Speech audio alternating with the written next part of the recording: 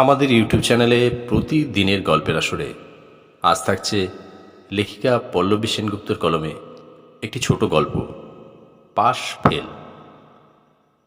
অনুমিতার result বেরিয়েছে আজ। অঙ্কে 22, বাংলায় 35, ভূগোলে 20, ইংরেজিতে 24, বিজ্ঞানে 16। মাথায় হাত দিয়ে থপ করে সোফায় বসে পড়ল সুকান্ত। মেয়ের পড়াশোনার কি অবস্থা! এখন ক্লাস 8, এটাই তো পড়াশোনার ভিত গড়ার উপযুক্ত সময়। এভাবে এই হাল হলো কি করে ওর? নীলা, নীলা! স্ত্রীকে চিৎকার করে ডাকছে সুকান্ত। আঁচলে হাত মুছতে মুছতে সামনে এলো নীলা। দেখেছো মেয়ের রিপোর্ট কার্ড? কি অবস্থা! ও কি কিছুই পড়াশোনা করে না? না মানে আসলে নীলা যেন কিছুই উত্তর খুঁজে পাচ্ছে না। সারাদিন বাড়িতে বসে করোটা কি? মেয়েটার দিকেও দেখতে পারো না? প্রায় গর্জে উঠল সুকান্ত। এই নাকি তুমি খুব ভালো লেখাপড়া জানো? এই নাকি তুমি MA পাস দিয়েছ? তাহলে তোমার মেয়ের বিদ্যার এই ছিরি কেন? একটু ওর পড়াটা দেখতে পারো না? বিশ্রী ভঙ্গিতে বলে উঠলেন কুমকুম দেবী, মানে সুকান্তর মা। আমার পড়াশোনা করতে ভালো লাগে না, তাই আমি ফেল করেছি। মা কি করবে এতে? এবার ঘর থেকে বেরিয়ে এলো অনুমিতা। ভীষণ উদ্ধত ওর কথা বলার ভঙ্গি। খারাপ রেজাল্ট করায় কোনো লজ্জা তো নেই, বরঞ্চ যেন আগুন ঝরছে দু চোখে। দিদিভাই, তুমি কিন্তু খুব অসভ্য হয়ে গেছো আজকাল। আমি বেশ কদিন ধরে দেখছি, তোমার এরকম ভাবগতিক থাকলে তোমার ছোট বোনটাই বা কি শিখবে? সুকু, তোর মেয়েকে কিন্তু সামলা বলছি। কুমকুম দেবী যেন বিধান দিলেন ছেলেকে। আসলে এ সংসারে চিরকালই তিনিই সর্বেসর্বা। সুকান্ত মেয়েদের সাথে কোনোদিন উঁচু গলায় কথা বলে না, কিন্তু আজ যেন মাথা জ্বলে যাচ্ছে। মাথার ঘাম পায়ে ফেলে পরিশ্রম করা তো ওদের ভালোভাবে মানুষ করার জন্যই। সেখানে যদি এই হয়, তাহলে কি আর বেঁচে থাকতে ইচ্ছা করে? নিজের মেজাজ যথাসম্ভব কন্ট্রোল করি সুকান্ত অনুমিতাকে বলল, তোমার পড়াশোনা করতে ভালো লাগে না মানে? কি অসুবিধা তোমার? এরকম জঘন্য রেজাল্ট হয় কি করে? হ্যাঁ, আমার পড়তে ভালো লাগে না, তাই আমি পড়ি না। পড়াশোনা করে কোনো লাভ হয় না, তাই কেন পড়ব? কি বলছো তুমি? পড়াশোনা না শিখলে তুমি মানুষ হবে কি করে? চাকরি বাকরি সমাজে প্রতিষ্ঠা পাবে কি করে? তুমি ভুল বলছো বাবা। এবার খুব শক্ত গলায় বলল অনুমিতা। ভুল বলছি মানে? কি বলতে চাও কি তুমি? পড়াশোনা তো মাও করেছিল অনেক, MA পাশও করেছিল। তাতে কি লাভ হয়েছে মায়ের? মা যে চাকরিটা করতো, তুমি আর ঠাম্মা অশান্তি করে বাধ্য করলে মাকে সেটা ছাড়তে। আমি ছোট থাকলেও সে সময়কার নিত্যদিনের সেই অশান্তি আমার মনে আছে বাবা, কিচ্ছু ভুলিনি। শুধু কি তাই, আজও এই সংসারে ঠাম্মার কথাই সব। ঠিক হোক ভুল হোক, তার সব কথাই এখানে কায়েম হয়। মায়ের কোনো কথাই সেরকম প্রাধান্য পায় না। ঠাম্মা যে মায়ের সাথে খুব একটা ভালো ব্যবহার করে এমনও কিন্তু নয়। কারণে অকারণে মাকে কথা শোনায়, বিদ্রূপও করে প্রায়শই। আমি মাঝে মাঝেই মাকে নীরবে চোখের জল ফেলতে দেখি, তুমিও দেখেছো অনেকবার, কিন্তু কোনো দিনই তাতে তোমার কিছু যায় আসেনি। মায়ের চোখের জলের প্রতিকারের কোনো চেষ্টাই কখনো তোমায় করতে দেখিনি। উল্টে তুমিও সুযোগ পেলে মাকে দু কথা শুনিয়ে থাকো অনেক সময়। মা তো পড়াশোনায় খুব ভালো ছিল ছোটবেলায়, দাদু দিদা অনেকের কাছে শুনেছি, কিন্তু তাতে লাভ কি হয়েছে বাবা? মা তো কোনো ভালো জীবন পায়নি।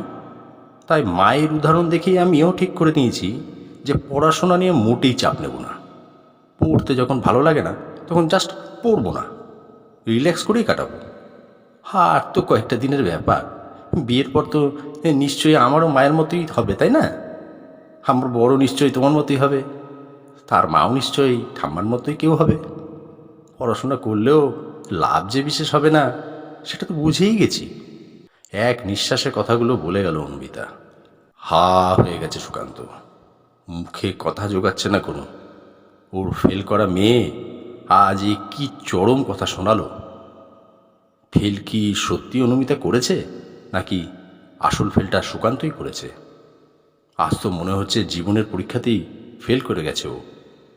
ওই বাচ্চা মেয়েটার কোনো কথারই তো কোনো উত্তর নেই ওর কাছে। পলকেই যেন ওর নিজেরই আত্মজা আয়নার সামনে মেলে ধরে দেখিয়ে দিচ্ছে ওর কদর্য রূপটা। সত্যি তো, নিজের বাড়িতে নিজের মাকে যে মেয়েরা সম্মানিত হতে দেখে না, কীভাবেই বা তারা আগামী দিনের যোগ্য নারী তৈরি হবে?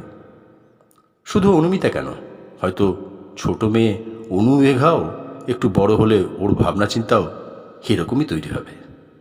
লেখাপড়া শিখে নিজেকে যোগ্য করে তোলার ইচ্ছাটা সেও একইভাবে হারিয়ে ফেলবে। অনেকটা দেরি হয়ে গেছে এটা ঠিক, কিন্তু এখনও সময় পুরোটা পেরিয়ে যায়নি। সহসাই উপলব্ধি করল সুকান্ত। হনুমা, অস্ফুটে ডাকলো বাবা। বলো। তোমার মা আবার চাকরি শুরু করবেন যদি তিনি করতে চান। এবার থেকে তার নিজের সিদ্ধান্তকে সম্মান দিয়েই তিনি চলবেন, কেউ তাকে বাধা দেবে না। তুমি আর তোমার বোন দুজনেই মাকে দেখেই শিখবে যে একজন প্রকৃত নারী হয়ে ওঠা মানে শুধু ঘরের কোণে নিজেকে আবদ্ধ করে রাখা নয়।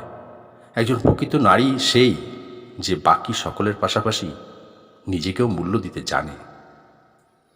সুকু, এসব কি বলছিস তুই? তোর মেয়ে ফেল করে নিজের দোষ ঢাকার জন্য আবোল তাবোল বকলো, আর তুইও? হাতকে উঠলেন প্রায় কুমকুম দেবী।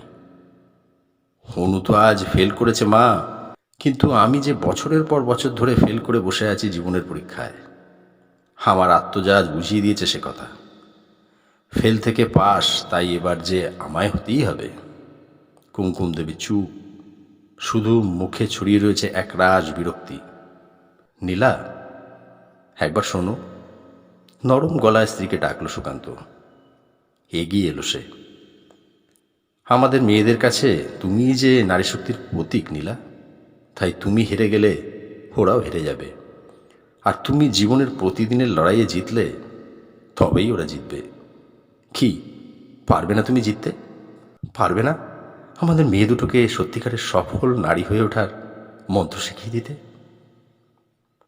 দু চোখ জলে ভরে উঠেছে নীলার। কবে এত বড় হয়ে গেল ওর ছোট্ট মেয়েটা।